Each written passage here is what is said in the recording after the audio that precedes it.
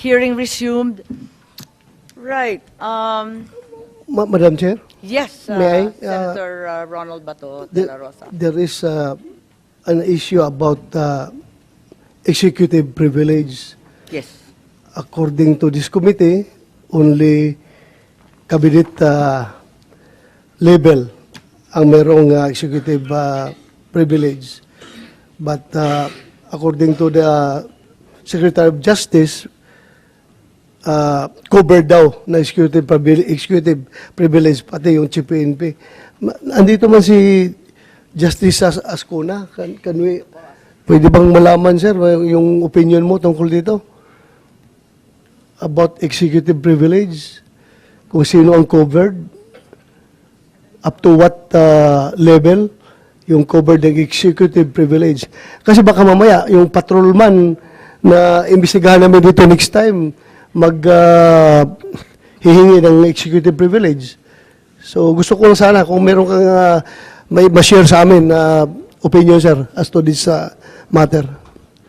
Thank you, Madam Chair. Yes, you recognize Justice Ascuna. We need your help. Your Honors, when we were drafting the Constitution, present Constitution, we were thinking of adopting some portions of a parliamentary system, like the question hour, so that the members of the cabinet will be obliged to answer questions before committees of Congress. But we could not agree on the specifics, I think, but there is some element of the parliamentary system that we're able to introduce. But we also acknowledge, because we follow the presidential system, executive privilege. So we have a question hour.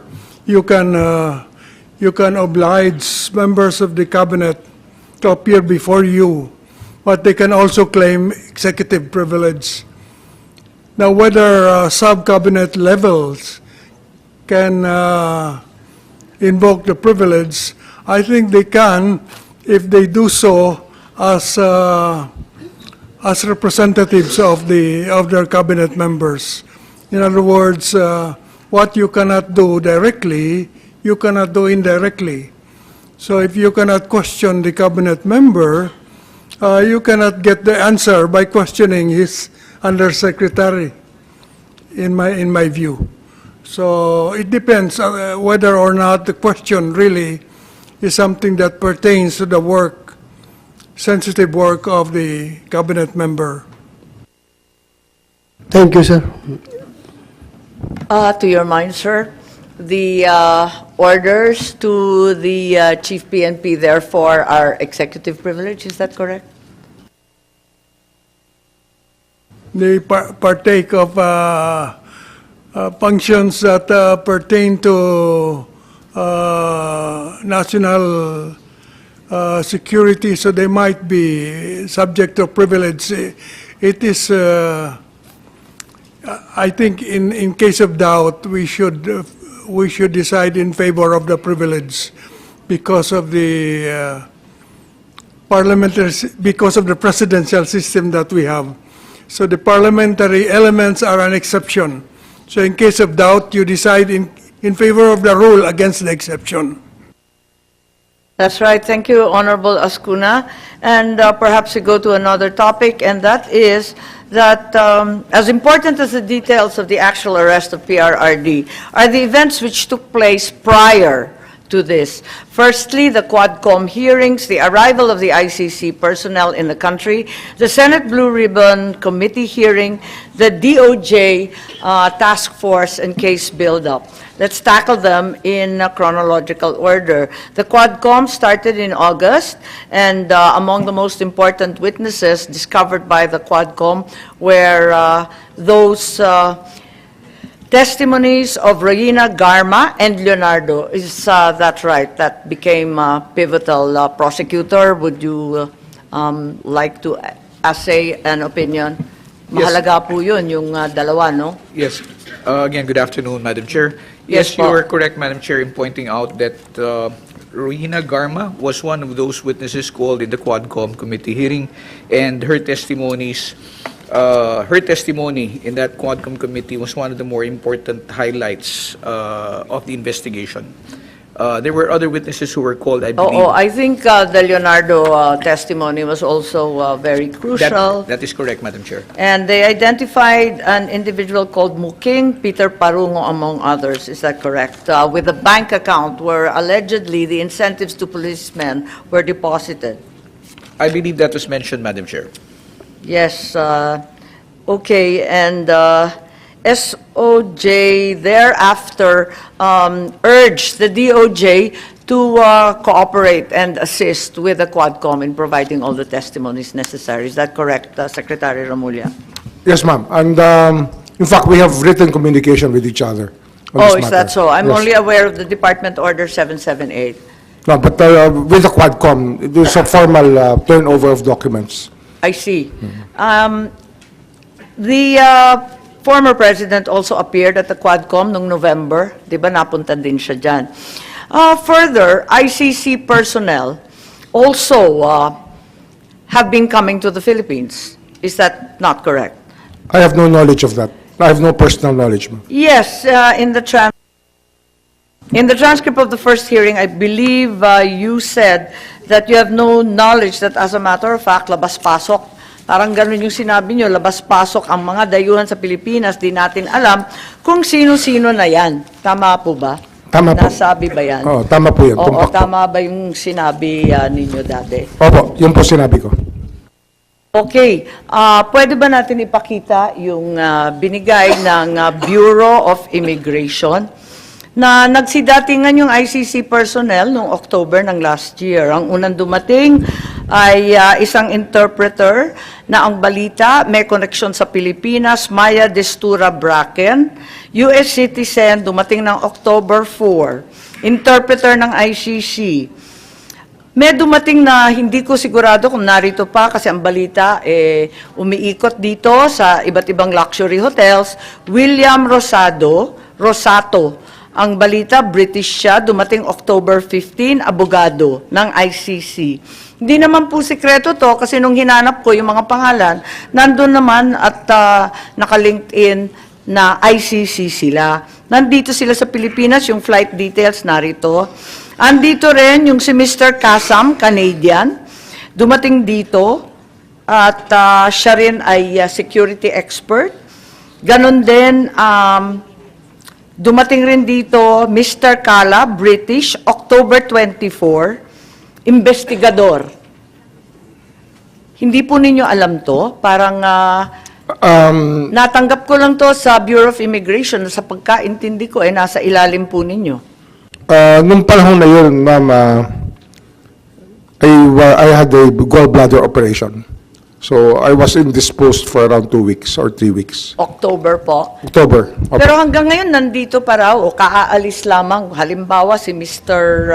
William Rosato, mula October hanggang very recently yata, o baka narito pa, nababalitaan ko umiikot dito Wala akong nag-advise sa akin. So, At wala, hindi ko naman kasi tinatanong na, sapagkat ang paniniwala ko talaga, labas-pasok lang ho talaga lang ang mga tao sa atin. At hindi naman pwedeng tanongin kung ICC sila o hindi. hindi naman pangkaraniwang tao to Talagang ICC investigator to. So, walang pake ang DOJ, hindi kayo interesado, ICC nang pinag-uusapan. Ano ho yan unless meron po silang naging atraso sa bansa at meron silang ginawang illegal, ay wala ho tayong magagawa. Dahil sinusubukan po nating igalang talaga ang karapatan ng lahat. Sinasabi ninyo na ganun, subalit, mukhang may proposed agenda sila para magbigay ng mga dokumento, affidavit, mga post-mortem record. Somebody clearly arranged for their accommodations and transport, hindi po ba? Alam nga naman, hindi ko nag-grab car ano yan, o 3 sakay ng jeep para umabot sa batasan. Kasi sa batasan sila di ba? Alam nga naman na alam nila, mga British, mga American, nakakakuha sila ng dokumento sa mga presinto. Hindi nga namin makuha, mga senador kami. Ano ho kasi, ang mga dayuhan po na kagaya po nila sa nationalities nila, visa-free po yan for 30 days. Oo, alam kong visa-free, pero alam nila pumunta sa iba't ibang presinto sa Caloocan, alam nila hagilapin yung mga tao sa Batasan Hills, at higit sa lahat, tinulungan sila ng pulis para kumuha ng mga PNP documents. May alam ba kayo, General Torre, Chief Marbil? Malamang po, kung Bakit kung tinutulungan? tatanungin niyo po ako dyan, kung may alam akong maaring tumutulong sa kanila, marahil may kilala po akong tumutulong sa kanila. Isang pari po na matagal ko ng kaibigan na tumutulong sa kanila. Hindi, kasi ang liwa-liwanag, andito sa screen, hinihingi nila yung mga testigo, yung documentation, mga police blotter, mga ebidensya. Hindi yan binibigay sa miski sinong turistang tumatambay. Tinulungan talaga sila, di ba? Hindi po ang DOJ yung tumutulong sa kanila. Sino kaya ang tumutulong? Baka naman si Chief PNP Marbil, alam niyo kung sino tumulong. Dahil nakakuha sila Pati mga ospital, nakadali sila ng mga confidential records kung sino-sino ang DOA na dumating sa East Avenue. Sinong tumulong sa kanila para hagilapin lahat ito? Kasi hindi naman makapanipaniwala isang British, Canadian, Amerikano, nakakaikot sila, sisipot sila sa presinto, ibibigay ng pulis lahat ng dokumento. Marami ho kasing civil society organizations na tumutulong talaga sa kanila. Di ba yan din nga ang reklamo nila, hindi sila binibigyan ng dokumento ng pulis? Baka si Chief Marbil, may alam po ba kayo? Bakit binibigay lahat itong hinihingi? Madam Chair, Police blotter, seized evidence, radio transmissions. Naku, talaga, tactical operations na to, ang bigat Tapos yung drug operation details, total number during the time period. Yan ang hiningi nila sa Batasan Hills Tapos ibinigay naman. Ba't po nagkaganon? Kadali-dali sa kanila. Madam Chair, Hirap na hirap po kami dito sa Senado kumuha ng mga ebidensya katulad niyan. Madam Chair, during my time as Chief of the Philippine National Police, I have no request coming from the ICC to give any information regarding this matter. Si Executive Director Alcantara, alam po ninyo na may humihingi ng kung ano-anong papeles? ICC, nagtanong ba sila? Meron pang bank records di ba? May bank I'm sorry, secrecy madam. tayo. I am not privy to any of these. All these requests. Hindi nakakapagtaka kasi yung agenda na ibinigay ng ICC na pagkatagal-tagal nila rito at saka detalyado to ay hindi biro-biro, Police Station 6, Batasan Hills, QC. Lahat ng blotter, seized evidence, etc. Paano nila na-pinpoint yung ICC, na-pinpoint yung Police Station 6 sa Batasan Hills? Ang galing naman po nila, kararating pa lang sila sa Pilipinas, alam na nila lahat ng lugar. I think it's the Committee on Human Rights before the Quadcom that came out with the Station 6 reports. If I recall it right, I think it was Congressman Abante who was chairing that hearing. Tinulungan daw sila ng Colonel Romil Avenido, tao yata ni General Torre, tama ba yun? Doon sa Batasan Hills, sa Station 6, nung QCPD daw kayo, tao ninyo, tama ba yun? Madam Chair, in the next hearing, can we require the presence of that Colonel Abinedo? Kasi yun ang tinuturo at yun ang nabanggit ng ICC. Kilala po ba ninyo si Colonel Romil Avenido po, General Torre? Romil Avenido is the station commander of Police Station 1 when I was the QCPD district director, ma'am. That's He was right. transferred to Station 6. That's right. I'm not the district director already. That's right. He was then transferred to Station 6, and you can't just walk into a police station and start demanding all sorts of documents. And who liaised with them? Sinong nagbantay sila sa kanila? Alam ko na may mga magagandang sasakyan sila, paikot-ikot sila, may security pa sila. Ang balita, pulis pa nga nagbabantay. So siya rin ba yan, Chief PNP? Madam Chair, during my time, I have no request coming from the ICC or any from So I have no idea about it. Sinasabi niyong during my time, kailan ba kayo naging Chief PNP? Ma'am, April 2024. Oo, ito, October 2024, yung iba na natili rito hanggang, palagay ko, yung iba aalis lang, o kundi, narito pa. Matagal That is- sila, so Madam it's Chair. during your time po. That is already during his time. Very much your October time. na yun eh. Madam Chair, with that, I have no idea and have no request coming from the ICC po. But sino nagbigay ng security? Na police? Sir, I have practically no idea po, sir. Sigurado po kayo? Kasi nakakuha rin sila ng medical records, may financial records, police records, forensic evidence. Medical records are confidential, alam naman natin lahat yan. Paano nila nakukuha lahat yan, pati CCTV? Paano nila nakuha? At very precise ang pagkakuha, ang dali-dali. Sinong tumulong sa ICC sa palagay ninyo? Wala ba kayong suspecha o alam kung sino? Ma'am, Madam Chair, we will just investigate, but I have really no idea regarding this matter. Si General Torre, pinuno ng CIDG. Siguro alam niya, kapag may tao na nagtatanong sa mga presinto, sa mga ospital, hindi ka ba magdududa, mga dayuhan pa man din? Hindi ka ba magtataka na patanong-tanong? Siyempre, alamin mo, ano ba nangyayari dyan? Ba't nakikialam? Hindi mo ba naramdaman na andito na yung mga dayuhan, tanong na ng tanong, ang dami-daming hinihinging ebidensya? Sino tumulong sa kanila? That is why, Madam Chair, I move that that certain Colonel Abinido be required to be present in the next hearing.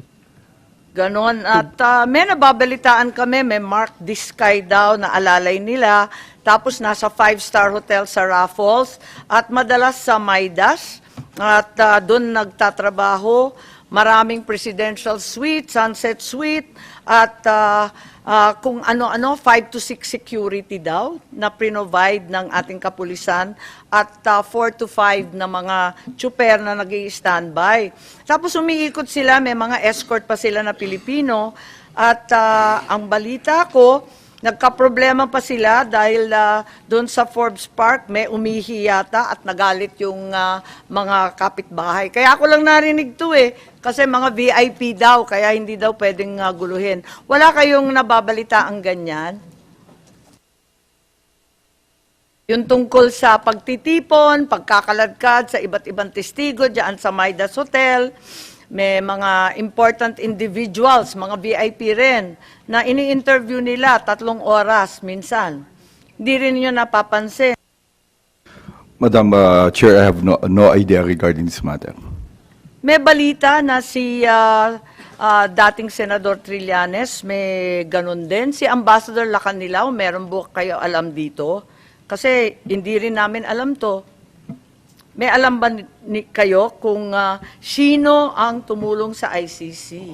Wala ma'am, wala ma'am. Wala ho akong knowledge regarding sa ICC on their dito status nila dito o kung So ano. walang may alam kung sino tumulong sa ICC. Pero tinulungan sila ng todo. At sigurado ako na may suspecha siguro tayo. Sinong tumulong sa ICC? Andyan yung NSC, laki-laki ng budget sa Intel. May Intel funds AFP, may Intel funds lahat ng PNP. Ang laki ng confidential fund, Office of the President, may NICA. Sa lahat nito, sa bilyon-bilyon na inaalat namin sa Confidential and Intelligence Fund, hindi ninyo naramdaman kailanman na nandito na yung ICC October pa na nakaraang taon. Tama po ba?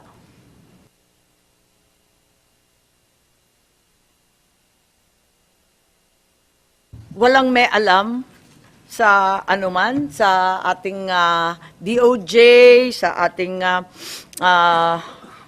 PNP, CIDG, higit sa lahat.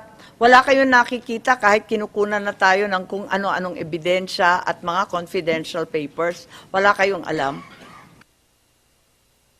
Madam Chair, for the PNP, we didn't get any requests coming from ICC to help them regarding the evidence that they need. Okay, tignan natin. Sige, let's head on. Una, may Quadcom. Ikalawa, yung Senate Blue Ribbon. Ikalawa, yung ICC mismo napunta rito. Ikatlo, meron pang Senate Blue Ribbon. Naalala nyo, napunta rito si Presidente Duterte noong October at nagtestigo. Kaya lang walang sumipot kina Garma, Leonardo at Kerwin Espinosa. Di ba? Yun yung nangyari sa Senate Blue Ribbon. Maliban doon, ikaapat, may DOJ case build-up. At naaalala ko, eto na naman yung memo natin na nagkaroon ng task force on 4 November, already alluded to by our prosecutor, to cooperate with the Quadcom. Am I citing this correctly, Prosecutor Fadulion, please? What we have, Madam Chair, was a department order issued by the Secretary of Justice creating the task force, which would look into the investigation which was being undertaken by the Quadcom at that time, and following the leads and working with the law enforcement authorities to try and come up with the possibility of reviving these old or cold cases.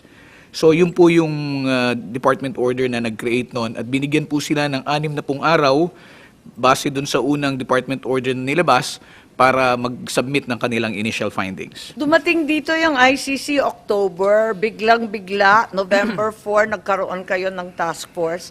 Ang ICC ba ay humingi ng tulong sa DOJ? Wala po, categorically I will say, Madam Chair, na wala pong lumapit na taga-ICC sa amin, sa Department of Justice, para humingi ng tulong patungkol dito sa mga investigasyon At hindi na naman ginagawa kayo namin. nag-volunteer na tulungan yung mga ICC na Wala narito? po kaming maibo-volunteer kasi hindi naman po namin alam kung sinong kakausapin at wala po nakipag-ugnayan sa amin. Kasi may ibang nagsasabi that the task force was supposed to pick up where the ICC could possibly have left off. Tama ba yun? Hindi po. Ang sinundan po ng task force dyan, tulad po ng binanggit ko kanina, yung mga resulta ng investigasyon at impormasyon na nakuha at nakalap ng ating Quadcom Committee. So, katulad po nun, halimbawa, yung kaso ni Barayuga, so sinundan po yon base do sa testimony nila Garma, and then meron pa hong tiningnan na ibang leads doon, at doon po sila nagsimula magtanong at kumausap ng mga testigo on their own. Wala po silang coordination with the ICC.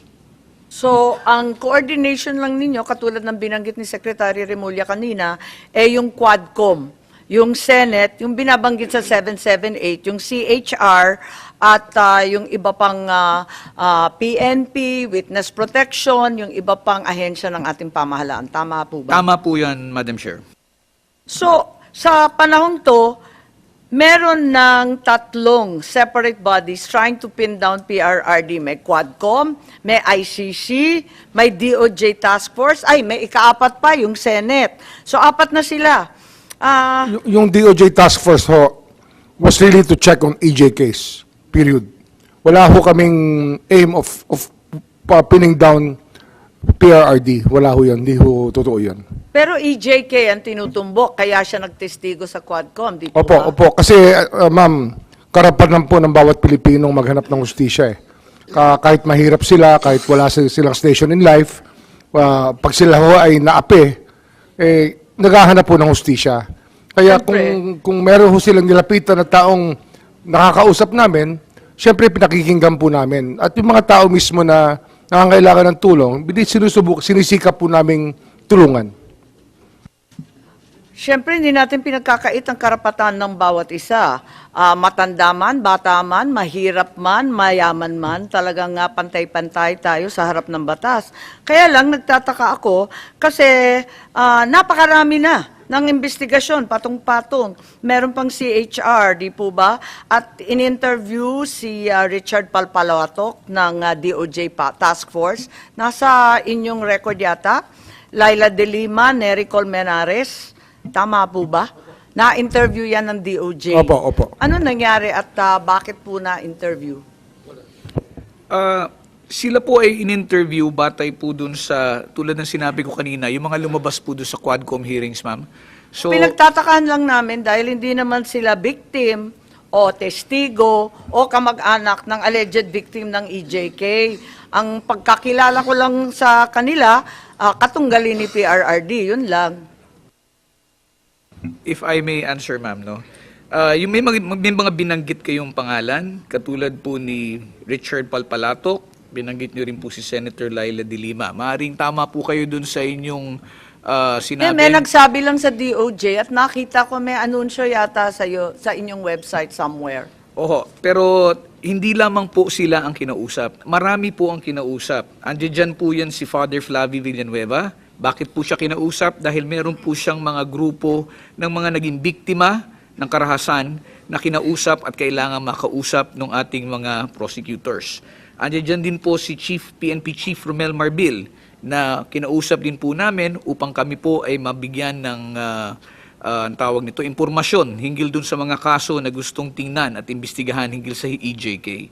So, ito po ay kinausap upang makunan po ng leads para kung meron pong mga kaso na gustong isampa na walang ebidensya noon, maari pong buhayin. Kahit hindi sila yung biktima, hindi sila yung pamilya, o hindi sila testigo sa anumang krimen. Opo, kasi kahit na anong impormasyon po na makuha namin ay tinuturing po namin mahalaga at makakatulong po doon sa investigasyon na gagawin po ng task force. So, ibig sabihin, nung end of the year ng nakaraan, meron ng legal team daw ng DOJ drafting a complaint for murder under RA 9851 for the deaths of 3 persons in the Davao Prison and Penal Farm. In coordination nga ito doon sa Quadcom. I'm not so particular, ma'am.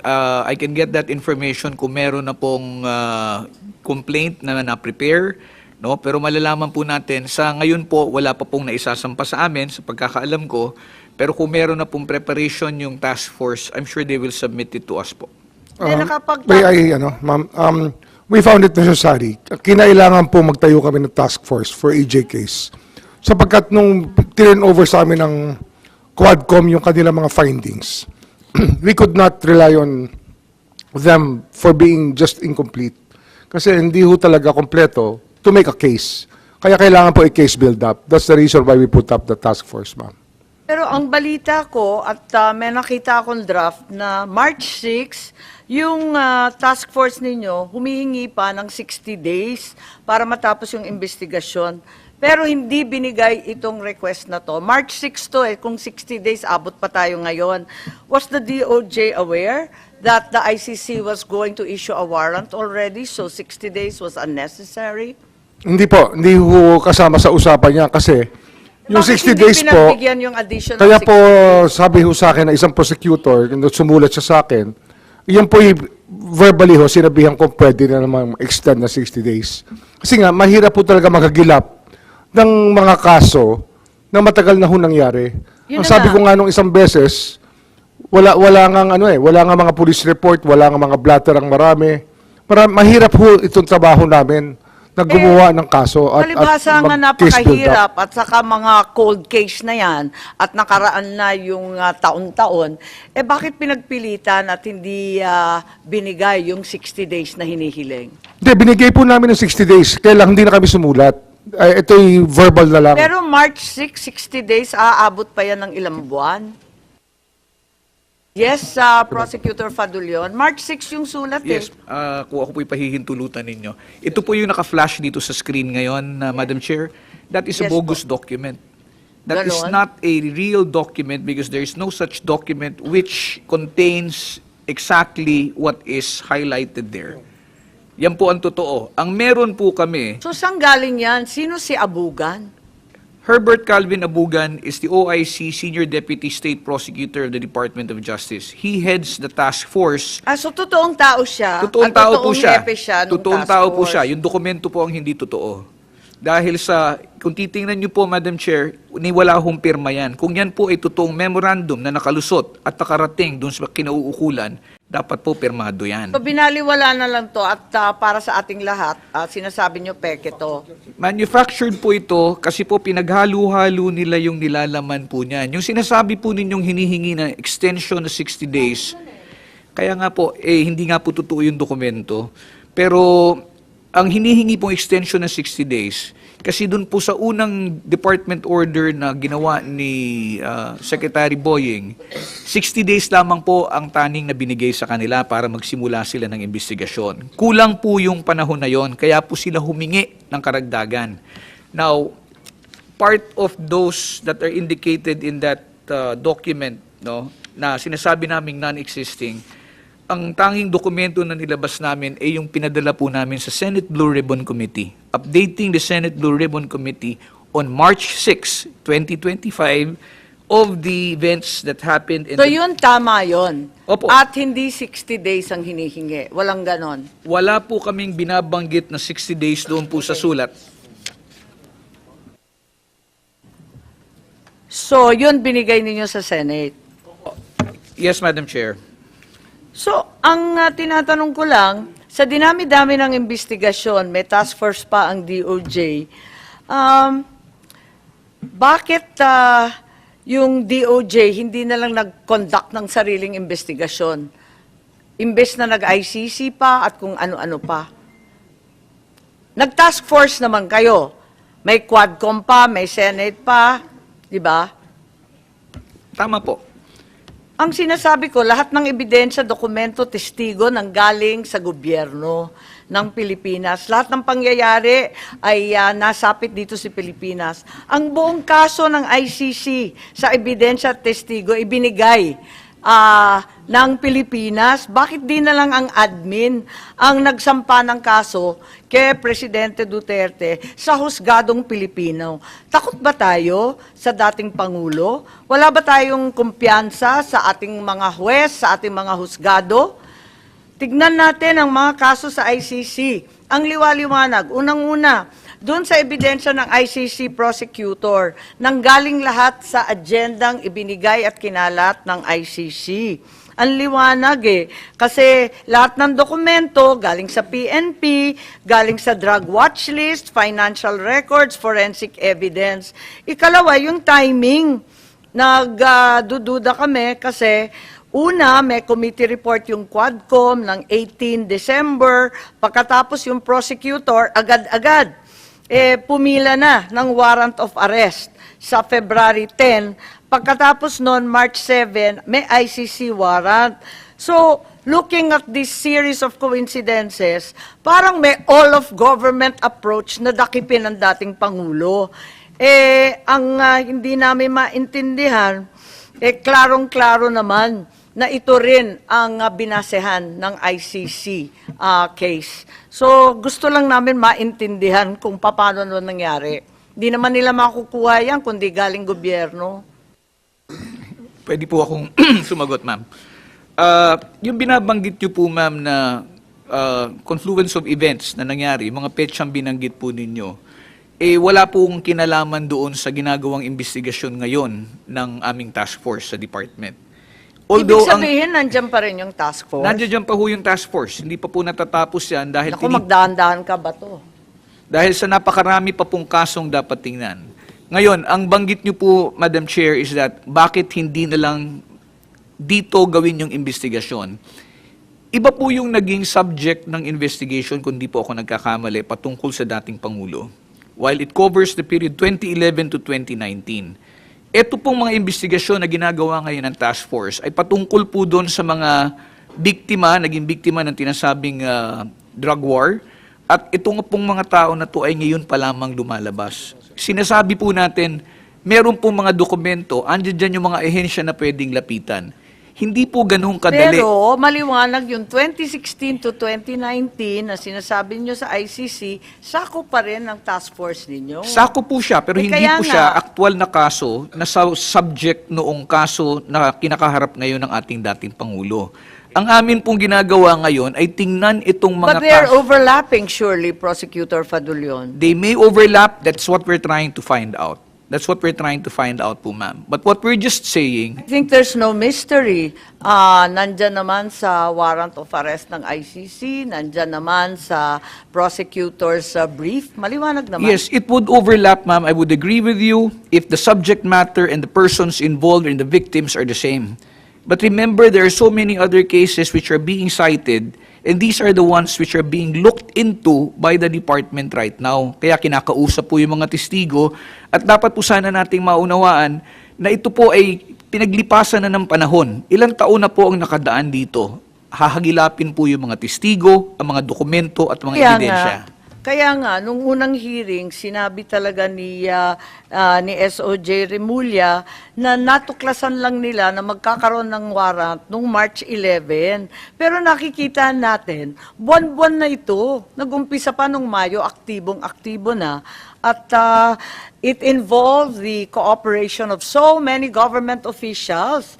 At nandyan yung kung sino-sino, di ba? Andyan na yung DOJ, sumapi na yung House of Representatives, yung Senado, DILG, DOJ, PNP, CHR, DND, AFP, PCTC.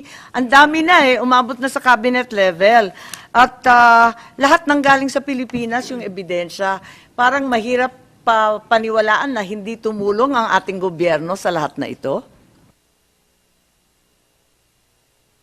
Sana ho, alam namin, kasi sasabihin namin na totoo, ma'am. Kasi eksakto, Wala talaga ho kaming alam na nakipag-usap. sapul. Doon sa hiningi ng ICC representative, sapul din yung binigay ng Pilipinas at sakto din yung lumabas sa ICC warrant of arrest at yung prosecutor. Ma'am, yung mga civil society organizations na naglalakad dito, masipag sila. Nasabihin ko sa inyo. Pwede ninyong sabihin o banggitin yung pangalan? Kasi kahit civil society ka, kahit senador ka, hindi mo naman nakukuha yung mga police blotter, yung mga CCTV, yung mga medical records. Imposible mo naman makuha yan. Ayoko hong baka gantihan pa ho sila eh. Kasi marami pa hong salarin na nakalaya pa rin hanggang ngayon at naka-uniforme pa rin ho.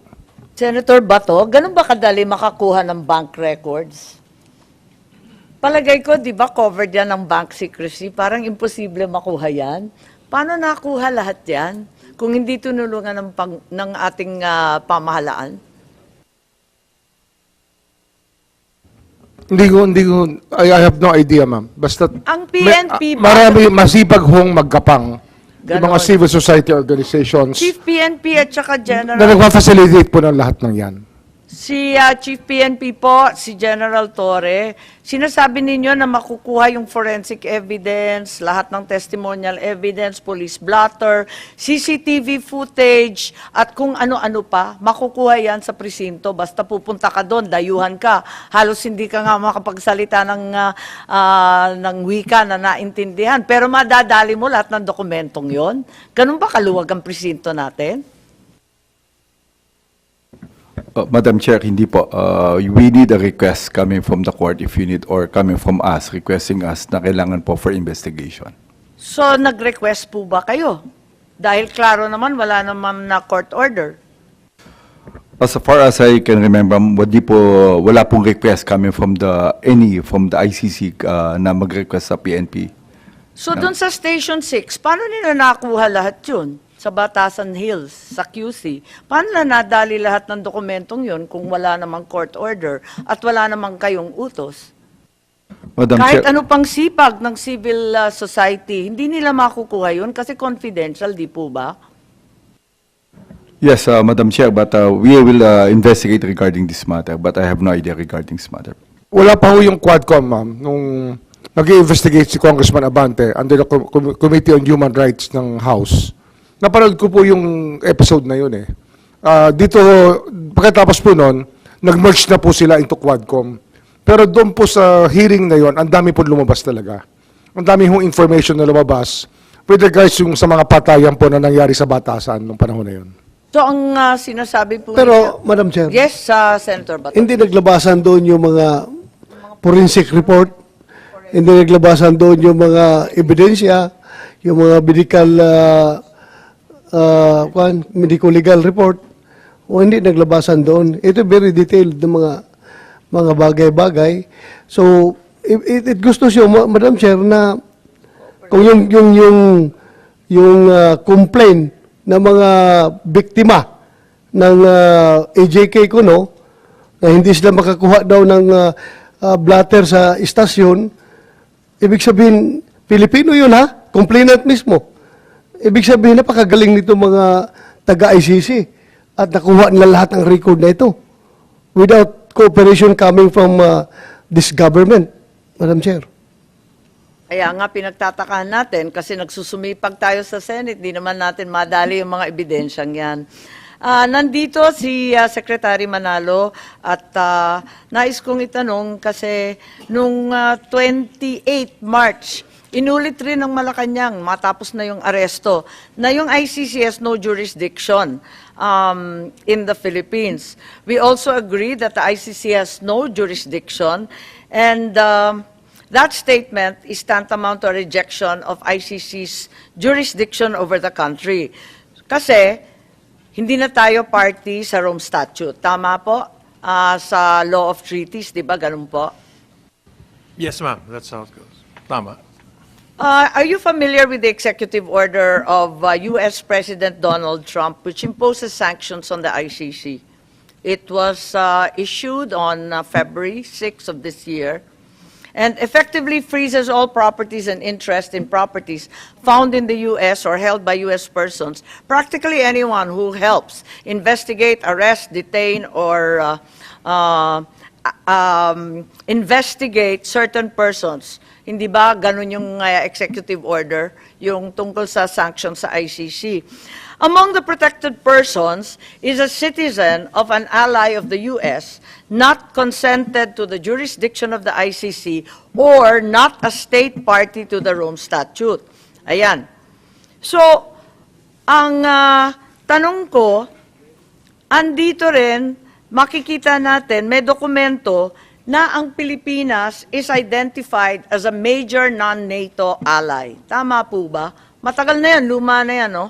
Di ba, yung non-NATO ally tayo, hindi naman tayo NATO, pero talagang kaalyado tayo. Tama po ba? It's considered parang ganun, non-NATO ally. So, sakop tayo as a major non-NATO ally, although it's alleged that the executive order of President Trump seeks to protect Benjamin Netanyahu in Israel, all non-NATO allies are in fact covered. Tama po ba? Well, ma'am, I don't really know if there's exactly that kind of provision. Well, it's written very clearly in the executive order. I mean that they would protect them from ICC. I think ang aim ng US is really to protect US targets. In case a country helps in getting a US target arrested by ICC, they may come in. Since the Philippines continues to reject the jurisdiction of the ICC, we're not a party to the Rome Statute, both of the conditions indicated in the executive order. Is the former president therefore a protected person under the issuance of President Trump? I don't believe that that would be covered. In fact, we haven't Why heard- not? We are a major non-NATO ally. We've not heard anything from the United States on this point. Don't need to be told. We just comply with the law. Well, as I said, we have not heard anything from the U.S. in that. In fact, our I think talks- we're not expecting to hear from them. Well, I think they would have come to us. In fact, when we've had talks with them, our talks have been on very different issues, our most recent talks.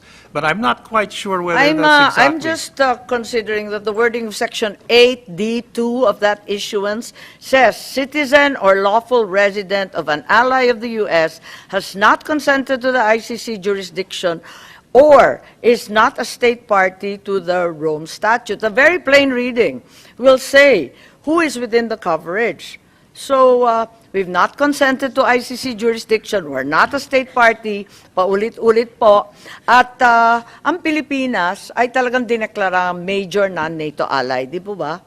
Well, yung major non-NATO ally has been there for a number of years. But I'll just say first on the Kaya nga, hindi naman nagbabago yan. Matagal na yan But eh. on the jurisdiction, since we are not a member, or no longer a member of the ICC, we've already made very clear we were not under jurisdiction.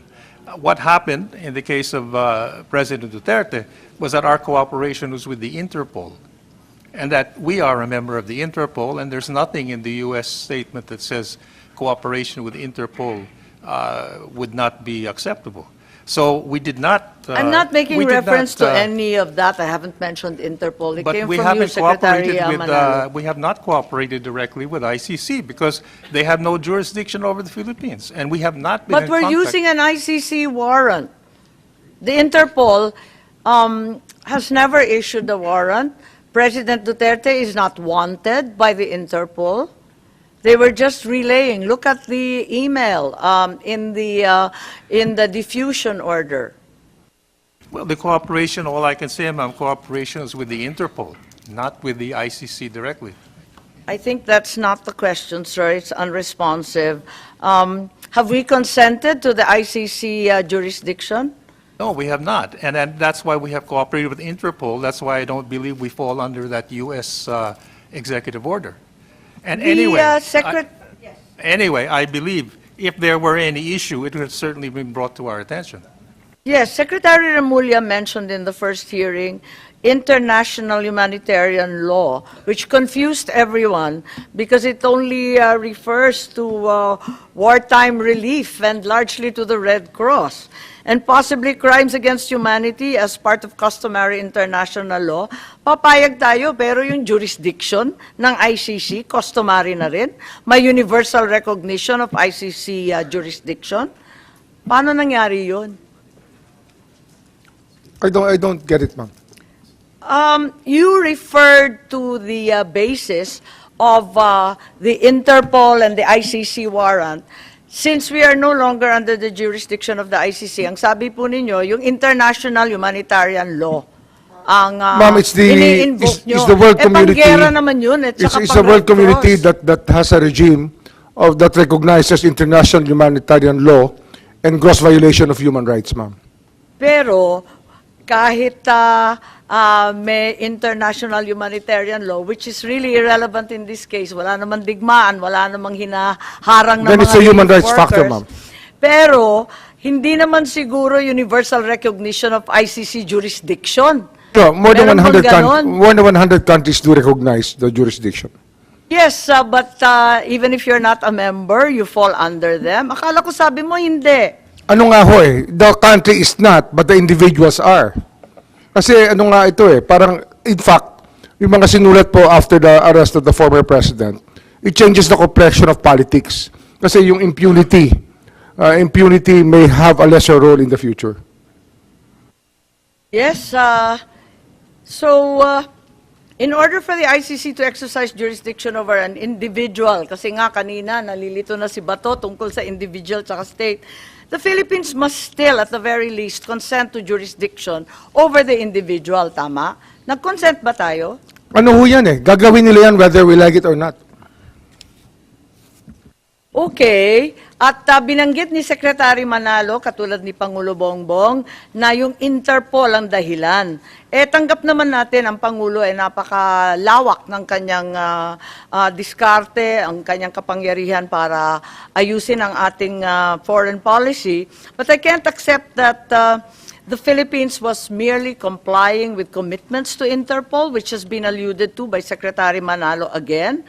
Hindi ba dapat sabihin na talaga yung katotohanan ay kahit we were assured that the ICC has no jurisdiction in the Philippines, the Philippine government chose to surrender, chose to cooperate, chose to build the case against President Duterte for the ICC and evade the national Again, ma'am, I would laws. go back to Republic Act 9851, which recognizes international tribunals.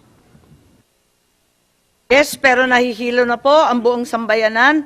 Sabi ng Pangulo, Interpol, sabi rin ni Secretary Manalo, sabi ni And in the Interpol, ma'am, I was one of the first persons to say that the Interpol would play a part with whatever problems there would be with the ICC. Ang naalala ko po si E.S. Bersamin na nagsabi. Before the ES said Interpol. that, I said it already before, Ay, ma'am. ganun ba? Okay po. So may Interpol. Pagkatapos, maliwanag sa certification ni Prosecutor Fadulion, Rome Statute naman ang kanyang ini-invoke. Pagkatapos, doon sa sinaunang hearing, ang SOJ natin, paulit-ulit na sinasaad na hindi ICC, kundi RA 9851, ang mahiwagang Section 17, Paragraph 2, last phrase. Tapos sabi naman, na iba na naman, naging IHL. Kahit wala namang gera o IHL kinalaman in sa Red Cross. 9851 I use in the same light, ma'am. Kasi that's our version of international humanitarian law, which is Republic Act 9851. Naku naman, paano naman naging customary pati jurisdiction at procedure? Hahayaan ko na lang. Pero sabi rin, walang jurisdiction ng ICC, pero may jurisdiction sa individual at sa krimen. Naku, parang panloloko na to, hinihilo na po kaninyo kami. Gulong-gulo na ako eh. Ilang Ano ho beses to ko na eh, hindi sana binabasa. magulo to. Kung nag-withdraw tayo sa ICC, nirepeal din natin noong 9851. Hindi ho natin nirepeal eh. And it's supposed to be a companion bill. Kasi nauna pong i-pass ang Republic Act 1951 bago po tayo nag-accede sa ICC. Which means talaga yung naging basis po ng ating accession sa ICC ay 9851.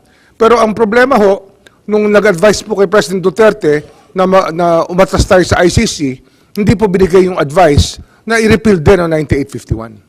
Baka may maidagdag si Attorney Medina, yung constitutionalist natin, si Justice Ascuna. Talaga bang IHL ito?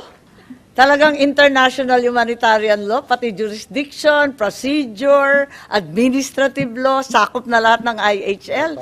Parang ang hirap naman tanggapin.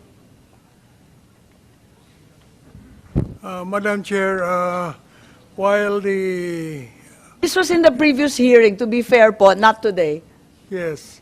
The question is whether or not the Philippine IHL law is relevant since IHL is the law on armed conflict and there's no war. Okay. That is true, but then among the crimes covered by IHL is crimes against humanity. And crimes against humanity may be committed during peacetime as well as wartime. Consequently, the Philippine IHL, although generally addressing offenses committed during war, can also address offenses committed during peacetime because, as I said, certain offenses, such as crimes against humanity, are by definition crimes that can be committed during wartime as well as peacetime. Yes, that is to do with the nature of the crime po, Justice. Perhaps, Attorney Medina, you can bolt in. You were present in the first hearing. Pati ba naman jurisdiction, procedure, lahat yan, sakop ng IHL?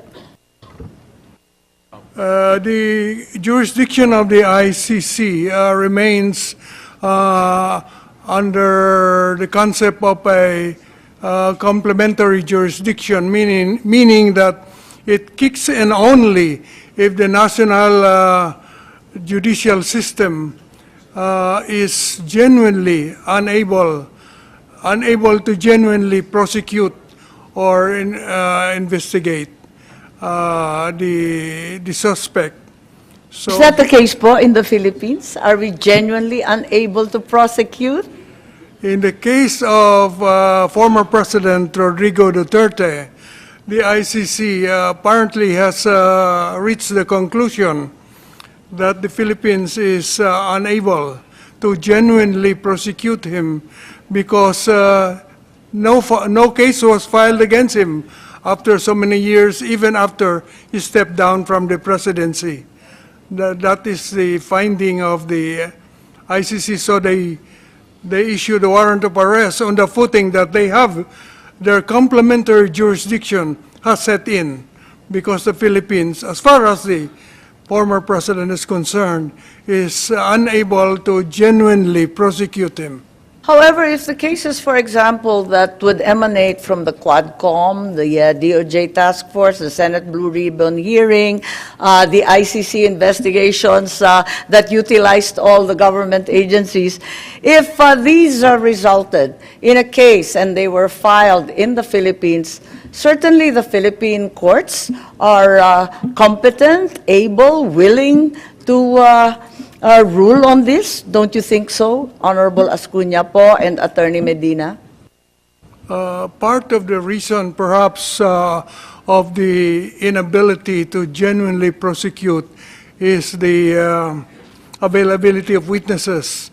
In cases of very high-level persons like former heads of state, the experience of the ICC is that the witnesses are generally afraid to testify in their home countries, so that even if the Department of Justice, for instance, is investigating, genuinely investigating the cases, the witnesses may not be forthcoming. In fact, the prosecutor of the ICC resorted to what they call internet invitation of witnesses, and in this way the witnesses came out through the internet, and I think the witnesses now are willing to testify in The Hague. Witnesses who would not be willing to testify here in the Philippines. So it's not the prosecution, it's the witnesses that makes it unable genuinely to prosecute the former president. Yes, thank you very much. Justice Attorney Medina, would you like to add something to our understanding of IHL and procedure, Thank- jurisdiction, and such other matters? Thank you, Madam Chair. I think I get the point of our good secretary that the crime of crime against humanity is not just an international law crime. It's actually a crime in the Philippines, punishable in the Philippines. And 9851 actually provides Yes, that given the naman person, po yun, Opo, pero oo. pati jurisdiction, pati Opo. procedure, lahat na lang naging customary law. No, that's the problem po. That if we have to comply with international law, we have to also comply with the Philippine laws, okay? And primarily, that would be the Constitution. So international obligations, yes, there's the principle of Pactus Servanda that we have to comply with international obligations, but that does not necessarily mean that we have to disregard constitutional protections under the Bill of Rights. Now, of course, there are a lot of debates going on whether or not the ICC should have jurisdiction or should we recognize the ICC, and that's precisely the point. It's not for the police, it's not for the executive branch to decide that. Ultimately, it should have been decided by a court of law because it involves the deprivation of liberty. Thank you po. Thank you very much, Attorney Medina. You had the privilege of hearing the debate last hearing. In any case, I'd like to go to another topic, and this is finally the private jet. The U.S. government will obviously have the last say on its executive order, although Section 1 is clear that properties of those who aided, sponsored, investigated, or provided material support to the ICC shall have their assets frozen. Maraming picture po nung tail code ng aircraft. Nandito ba yung CAAP, Secretary? Comsec, wala tayong CAAP. Sorry. Wala tayong CAAP. Wala rin tayong DOTC. Wala po, ma'am. Walang makapagsabi kung ano nga sasakyan na to. Yung tail code C5219, is anyone aware of what company it's registered under? Kasi nung nakaraan, nandito yung SEC. Nandito po ba yung SEC? Ayan, Attorney Bernal. Yes, Dati yes, sinabi ma'am. ninyo na, ano yun, alin na, sino nga ba yung may-ari nito?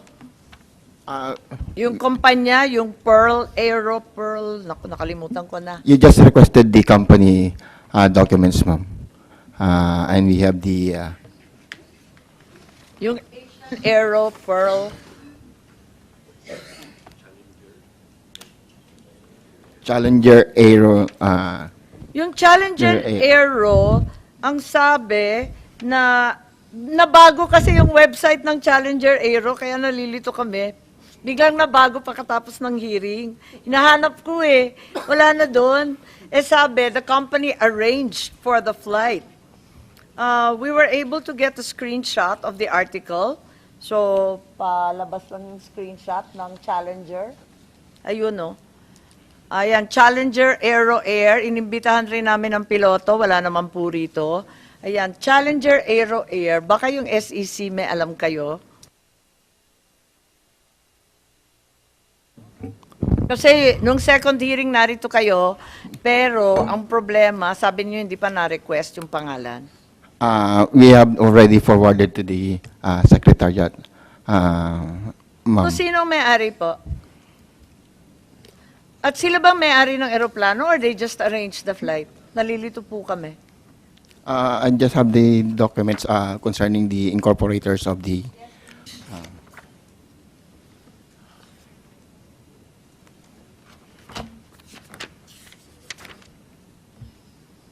Per articles of incorporation, ma'am, the Siya ba may-ari? we don't have the facts about the airplane or the assets of the corporation, ma'am. Ano yung Asian Pearl Aero? Yung unang hiningi. Yun daw yung registered owner?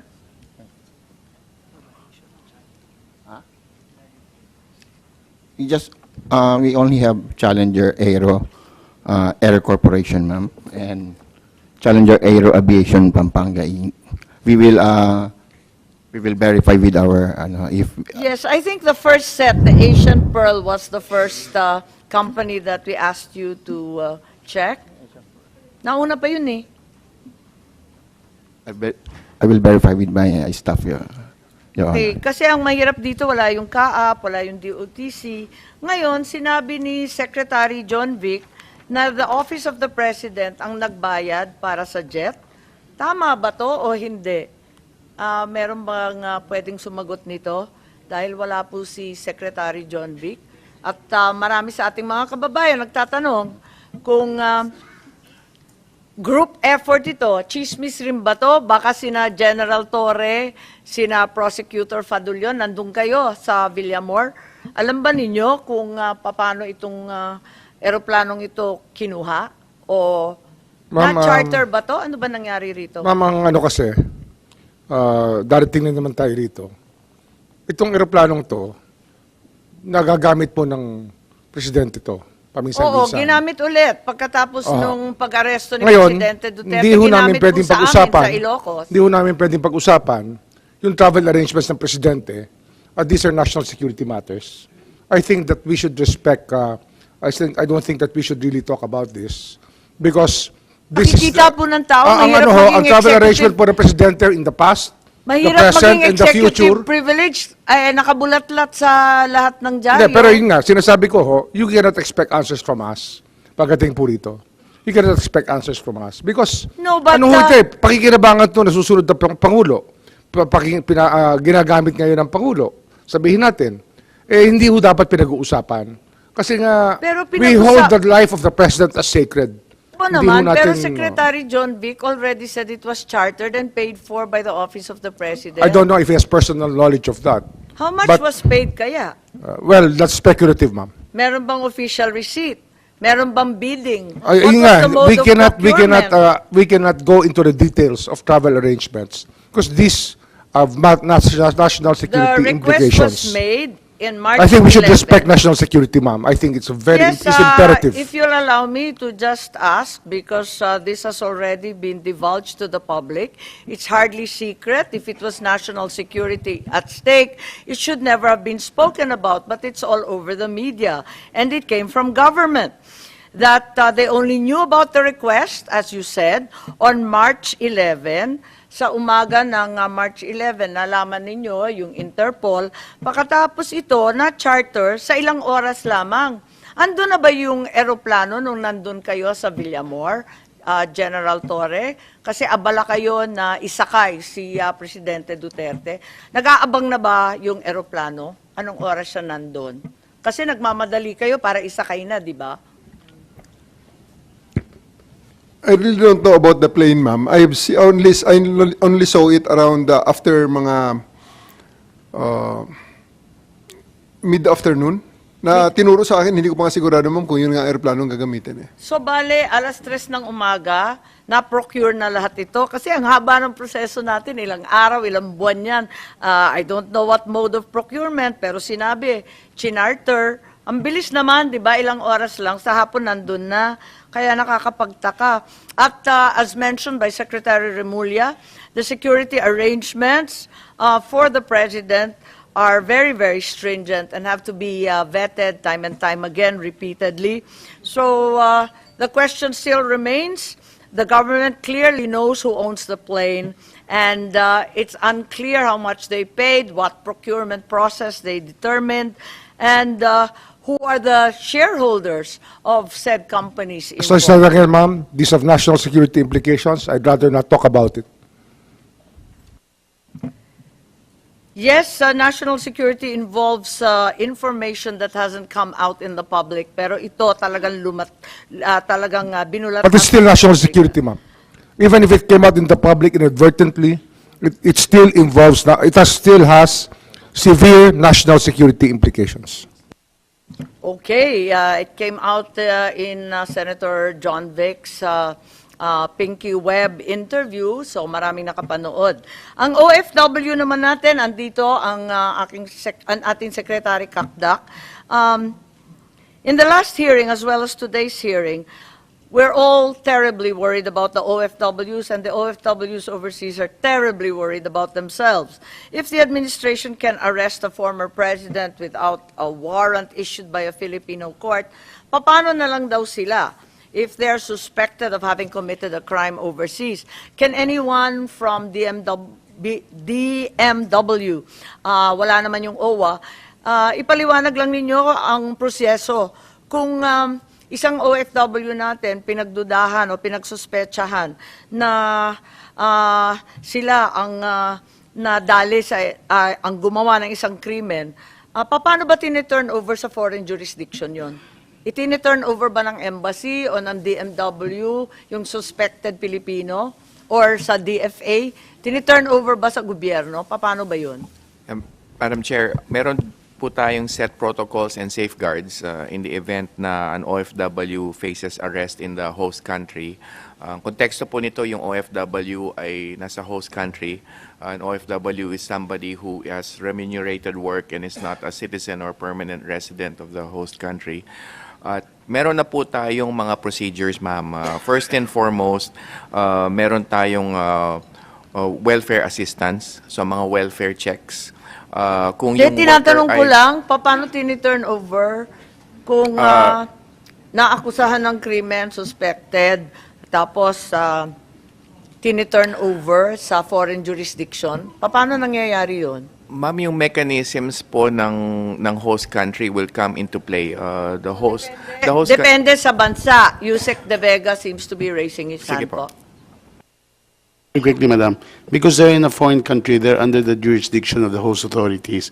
So if they commit a crime abroad, it will be the host authorities who will arrest them or prosecute them. And as Secretary Kakdak was saying, then we have our rules to give them due assistance, whether it's a lawyer, of course, jail visits. And so it's very regular. It's been So done for tutulungan many pa rin years. natin at bibigyan ng abogado. Opo. So kasi natatakot sila dahil hindi nga pinapasok si VP Sara. Natatakot ngayon yung mga OFW natin paano sila kukuha ng abogado, hindi pala pinapayagan miski dating Pangulo. Well, Madam, just to give it a good example, there were people rallying for President Duterte in Nakulong. Qatar, and we got them out. That's right. So, So what safeguards are there to ensure that our OFWs, their rights to due process, which weren't recognized apparently, and their liberty or of abode are respected overseas? Kasi sumailalim na nga sila sa ibang bansa, sa batas ng ibang bansa. Maipagtatanggol ba natin sila? Natatakot na sila The safeguards were passed by no other than the distinguished members of the Congress, Madam, since 1995 with the Overseas Migrant Workers Act, and then now complemented by RA 11641, which created the DMW. The DMW has its action fund for OFWs, and we have our own assistance to national funds for foreign-based Filipinos who are not OFWs. Ilan pa ba ang nakakulong sa ibang bansa? Ma'am, by our count, and our lawyers are handling these cases, around 1,198 by our count, and these are active cases handled by our lawyers. Yes, at pinipilit ko nga ako personally na yung service of sentence gawin reciprocal na dito na lang sa Pilipinas. Pero hindi pa nagagawa yan. So, alam natin na kapag Pilipino na parusahan sa abroad o kahit papano naipit sa gera nung panahon ng yung truck driver sa Iraq-Iran, naalala ko, talagang pinagpilitan natin na mag-ipon ng blood money pagkatapos nakipagkalas pa tayo sa Alliance of the Willing para lang makuha yung isang truck driver. So talagang lahat ng effort, kahit na-convict na, kahit kriminal na nga ang tukoy, pinipilit pa rin natin iuwi. Kaya ngayon, natatakot sila, yung dating Pangulo na matanda at may sakit, bakit tinangay sa ibang bansa? Takot na sila. Anong masasabi natin? Ma'am, what we have po are mechanisms in which to defend our OFWs, more particularly with the DMW. Once they are faced with cases overseas in the host countries, nandun po ang legal retainers natin, ang lawyers natin on hand. Kung sila'y inaresto, pupuntahan sa police station, as what happened in the case of the Qatar 17. Based on the directive of the President, magkaroon ng jail visits. So nangyari po ng jail visits doon and welfare assistance and of course yung immediate release na na-secure sa kanila. Okay, so yung 1,198, maiuwi ba natin sila? Ma'am, meron pong kanya-kanyang process as mentioned by Yusek Ed in the host countries. Meron ho, as far as I know, Soj is here, meron pong service of sentence agreements usually. As far as I know, the most recent one agreed was the UAE. We were there with the Soj who signed it. Konti pa lang, nasa 27 pa lang yata, napakadaming bansa. Would not have first-hand information as to how many, but definitely meron tayo mga bansa na I just meron ng sponsored mga the last one agreements. with Canada po. Opo. There are some countries who voluntarily send sentenced persons home. The most recent one is Kuwait. But yes, generally it requires an agreement, ma'am. Secretary Manalo, please, mauuwi ba natin sila? We will try as much as we can, pero depende rin sa nature of their crime. But for sure, they will be given adequate legal help. Tsaka kung pwede, we will try our best to bring them home. Sometimes we have an unexpected result, like yung nangyari sa Indonesia kay Mary Jane Veloso. They decided just to send her back. So it's really case by case, pero just ang policy natin is whenever we can, we'll do our best to try and bring them home or at least lessen their sentence. Depende sa nature of the crime or the... So nasa policy ba ninyo na iuwi rin natin si former President Duterte? Well, it's Hindi, sa general rule, inuuwi natin lahat ng Pilipino, di ba? Talagang kung ano-anong ginagawa natin, nakikisuyo, naninikluhod, nag-aambag-ambag para makapag-ipon ng pera, lahat na ginawa natin para maiuwi. Ito, tinangay sa labas. Iuwi ba natin? Well, for sure, definitely we will provide whatever assistance we can kung i-request the President. And of course here it's slightly different kasi this is ICC. It's an international organization. But certainly Ang lahat pagkalam ng... ko, yung Davao City Council nagpasa ng resolusyon na iuwi. Well, A-actionan ba yan ng DFA, ng DMW? Alam ko, na-actionan ninyo lahat eh. pero the ICC ito eh. Yeah. Well, This is, Well, madam, pag nag-uuwi tayo ng Filipinos, kailangan may court, may court na release ng Wala court. namang court yung sa Qatar na 17, di ba? Yes, but- Pinakiusapan, pati yung kay Mary Jane Veloso na pakiusapan, wala namang court order. Senator, this is slightly At different. saka marami na nangyari ng nakaraan. Nakikipag-usap tayo, nagbabayad tayo, talaga naman na nakikisama tayo maigi para lang maiuwi. Well, number one, ang embassy natin nakatutok talaga dun sa whatever help we can give. Pero ang problema nito, ang kaano natin dito is the ICC, which is a court. So it's a little bit different from dealing with a government normally. So I think we are entering into a new area. Mahirap magano eh. Who will we appeal to sa ICC? We can only appeal to the judges.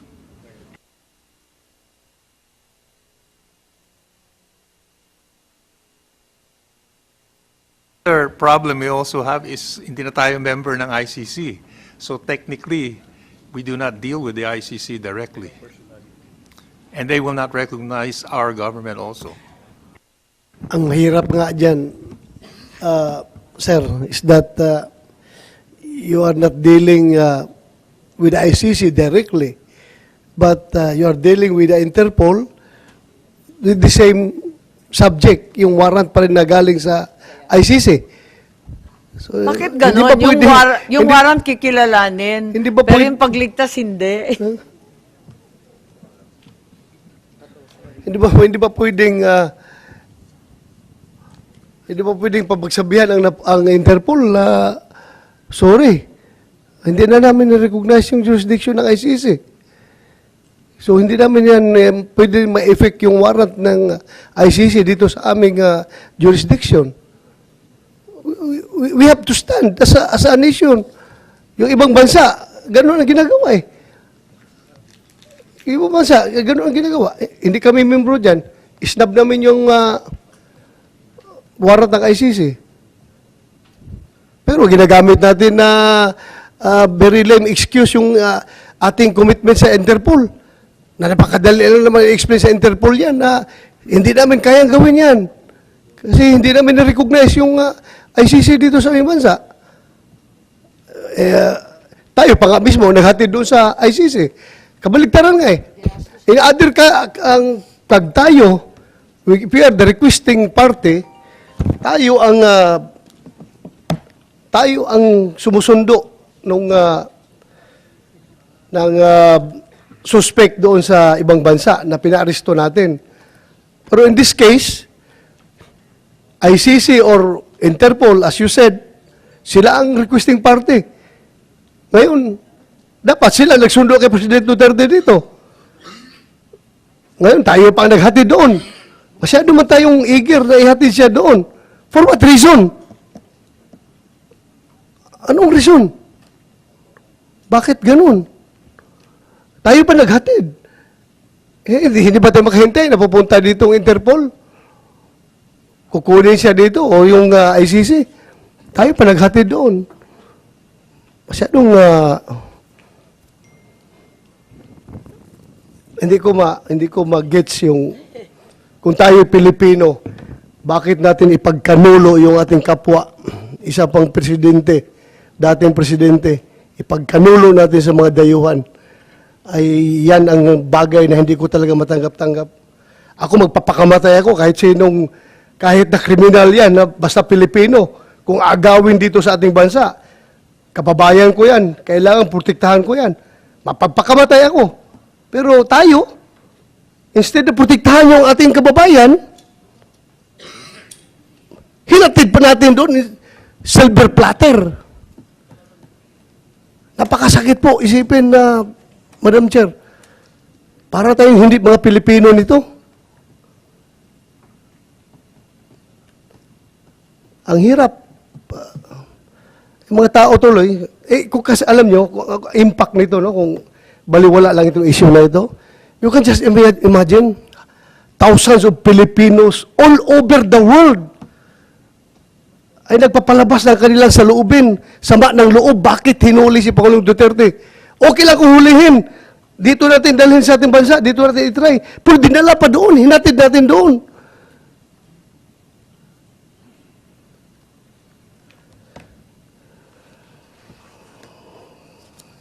Anyway, there are underlying reasons why this happened. At ako talaga, gusto ko talaga magpaka-Pilipino. Tell me, kung sino diyang Pilipino na gustong kunin ng banyaga at ako mismo magpakabatay para depisahan ko yung Pilipino niya na hindi galawin ng banyaga. Sana ganun ang pag-iisip ng bawat Pilipino. We have to protect our own. We have to protect our race. Hindi yung ating ipagkanulo doon sa mga banyaga. Thank you, Madam Chair. Maraming salamat. Yan din ang damdamin nating lahat. At nagpapasalamat ako kay Senator Bato sa lahat ng dumayo dito sa ating hearing. Thank you very much for attending. Kahit hindi kayo sumipot nung nakaraang hearing, narito naman kayo ngayon. Siyempre, kulang pa rin ang dumayo. At inaasahan ko na magtutulungan tayo para matuklasan ang katotohanan at hindi na maulit ang paglalabag sa ating saligang batas at sa ating mga iba't ibang batas, pati na rin ang ating mga tratado. Maraming salamat, and with that, this hearing is hereby suspended.